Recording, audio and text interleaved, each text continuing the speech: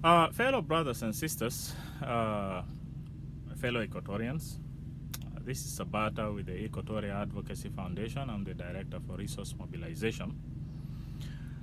Today is May 31st, and I am stating the day because I would like to discuss with you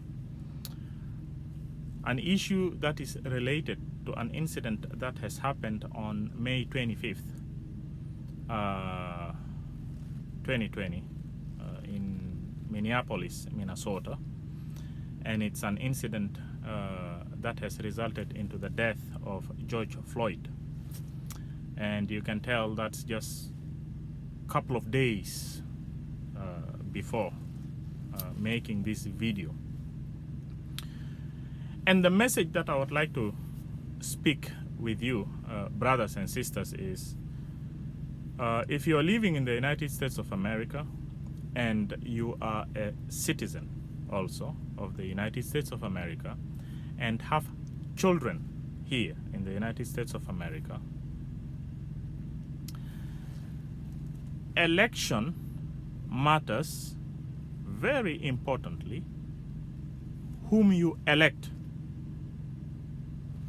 not only in the presidential seats, but local governing seats in your states. For this matter, I am discussing in the area of the legal system, that is the justice system. So I am specifically going to focus on whom you elect for what is called district attorney seat. In other states, it is called county attorney or prosecuting attorney or attorney general. It is the same thing. This is the same thing, but it is just titled differently in different states. And also the chief of police, the one who heads the police department. These two gentlemen, or rather, these two seats are very important in orchestrating justice very much. And that will demand, then I will explain to you how the legal system works in the United States of America. But before I do that, I would like to play to you a video by Andrew Cuomo, the governor of New York. He spoke about persistent injustice played in a very discriminate manner. That is, in a manner that is negating what is called equality, and which of course goes contrary to the values of the United States of America, because America, not America at its national value, promotes not only freedom, liberty, but also justice applied equally to everybody, uniformly. So before I dwell onto why it is very important for you to elect your chief of your chief of police and also your prosecuting attorney in your state carefully, for the sake of your well-being and the well-being of also your children, as far as adjudication of justice, if something happens, let me play what Andrew Cuomo said as far as persistent injustice exercised here at the U.S. Protesters. It's not an isolated incident. It is a continuum of cases and situations that have been going on for decades and decades and decades. These are just chapters in a book. And the title of the book is Continuing Injustice and Inequality in America. And these are just chapters. The chapter started Modern day Rodney King in Los Angeles, 1991. Abner Louima in New York, 1997. Amadou Diallo in New York, 1999. Sean Bell in New York, 2006. Oscar Grant, Oakland, California, 2009. Eric Garner, New York City, 2014. Michael Brown, Missouri, 2014. Laquan McDonald, Chicago, 2014. Freddie Gray, Baltimore, 2015. Antoine Rose, Pittsburgh, 2018. Ahmaud Arbery in Georgia, 2020. Breonna Taylor in Kentucky, 2020. George Floyd in Minneapolis, 2020. That's why the outrage. You've heard that. Now, he is talking about continued injustice. And that brings us in to what is called the legal system. How does it work? And why am I telling you to choose your prosecuting officer and choose or elect your Department of Police, that's the Chief of Police, carefully? Because the legal system here in the United States of America demands that when a crime gets committed, for example, that of George Floyd, and you can verify that,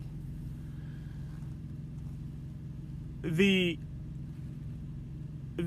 body, depending on the nature of the crime, but let me speak specifically on the nature of the crime of George Floyd.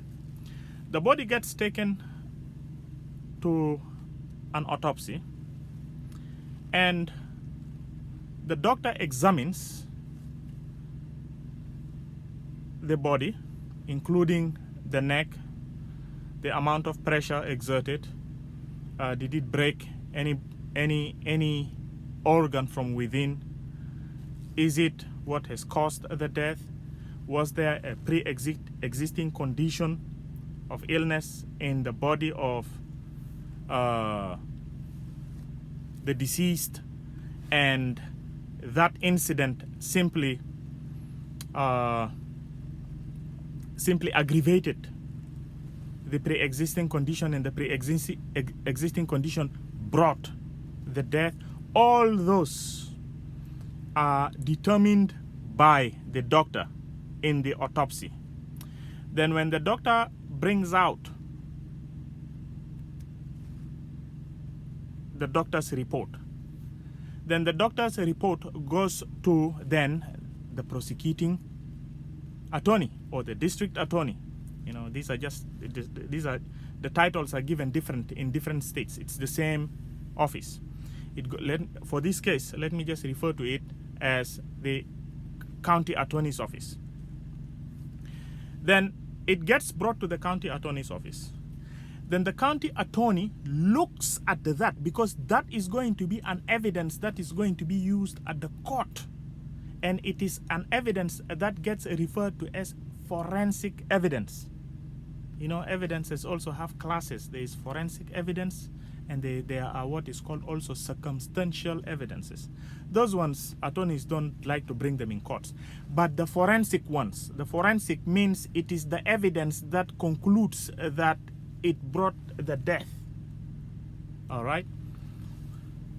So the prosecuting office takes that, and then based on those forensic evidences, the prosecuting office then brings specific charges.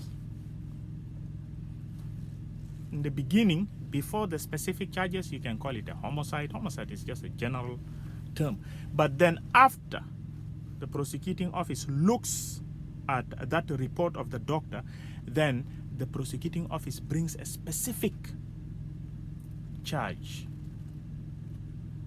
of which, for the case of George Floyd, it was said to be manslaughter.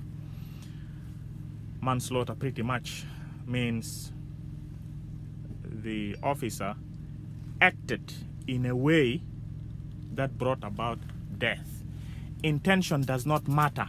Whether the officer intended to kill or not does not matter in a manslaughter. And in a murder case, the manslaughter is the least, the one with the least penalty. First degree is intensive. Is the one with a harsh penalty, and then the second degree, and then the third degree is manslaughter, which does not have very harsh penalty.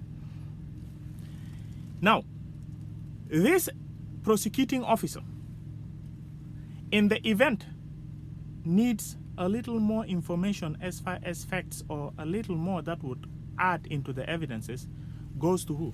Goes to the Department of the Police.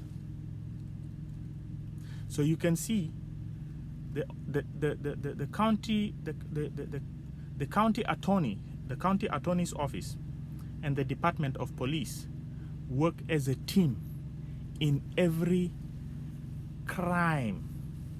They work as a team to build up what then eventually ends to be the case that's going to be filed in the court. And of course, the district rather, in this case, I would want to mention county attorney's office. Most of the time, the county attorney's office then files those charges. And the county attorney also basically does what is called the arraignment, brings the grand jurors, starting from even what is called the jury selection. It is the prosecuting attorney who does that, or the county attorney does what is called the jury selection, all right, through a certain process. Process is called verdure. I think it's a Latin, originally came from the Latin word, and then gives later what is called jury instructions to prepare the jury for a trial. That is, if the case is going to be taken to a trial. And then from there, when the court later, after the case gets filed,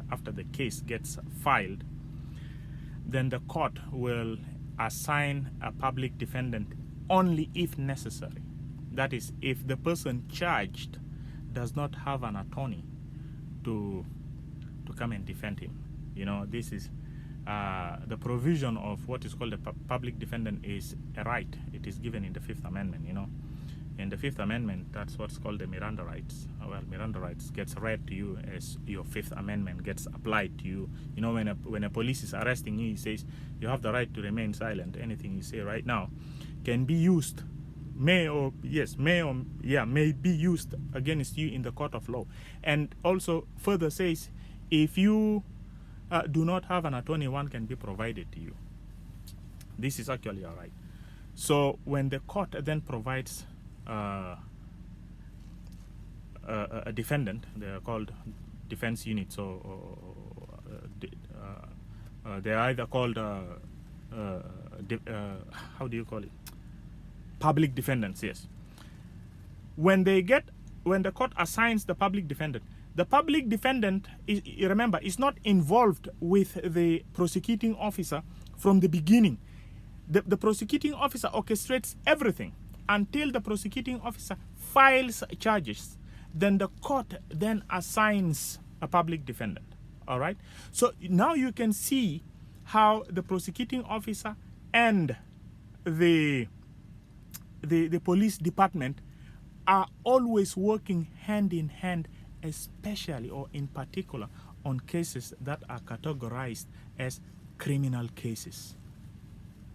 Not just civil cases, criminal cases. They work hand in hand.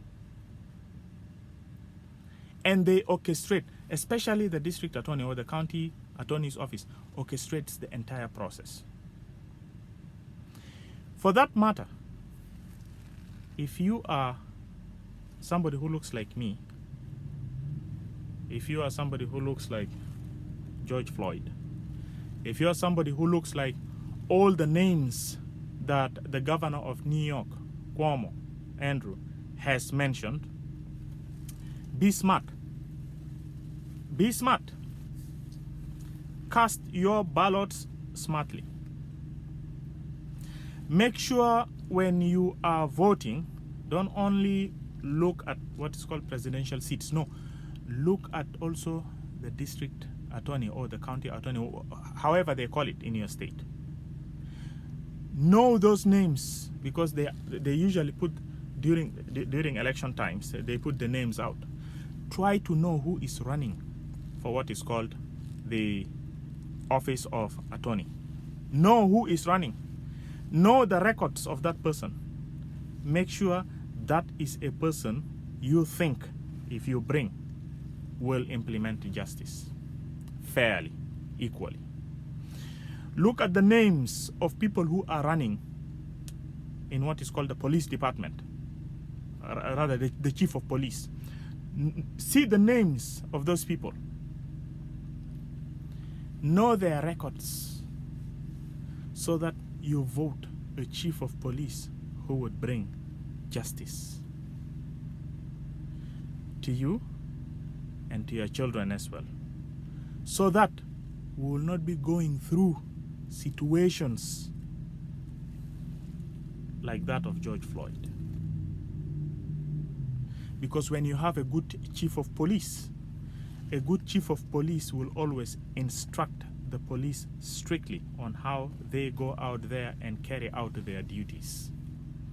And anybody who messes up, a good chief of police will not try to kind of hide those kind of mistakes, and will allow that person, will provide the necessary evidences that needed to be provided without hiding anything. But if you get a dirty chief of police, then there are situations where they will deliberately hide evidences. If you get a good county attorney sitting, the county attorney will not care about the fact that they are friends all the time with the Department of Police, but would want to make sure justice gets implemented equally and strictly. But if you get a dirty person over there, then it will always play the process in a way that sometimes from the process where the grand jury comes to decide whether the matter should even be brought to trial or not, it will be thrown away from there, because the prosecuting office basically tells the jury what to look for as far as whether the case should be brought in or not. So you can now see how important the prosecuting officer and the chief of police, you can see how important they are in the legal system here in the United States of America. Brothers and sisters, if you go out there, go well informed and make sure you vote carefully for the sake of you, your children, and for the sake of justice in the United States of America for all. Besides, this is a democratic society. Democracy only functions well when you inform yourself very well, and you also take that advantage to go out in election sites well informed, to know whom you're bringing. That is how you put your voice. Thank you very much. God bless you.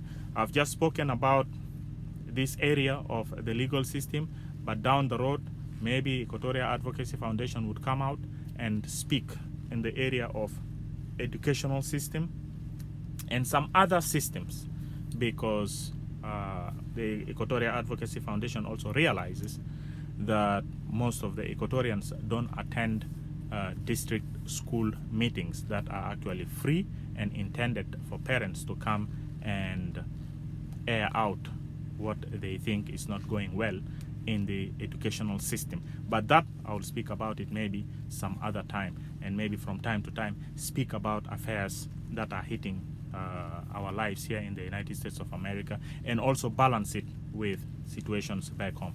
Thank you very much. God bless you, and until we meet again for another discussion, take care of yourself from COVID-19.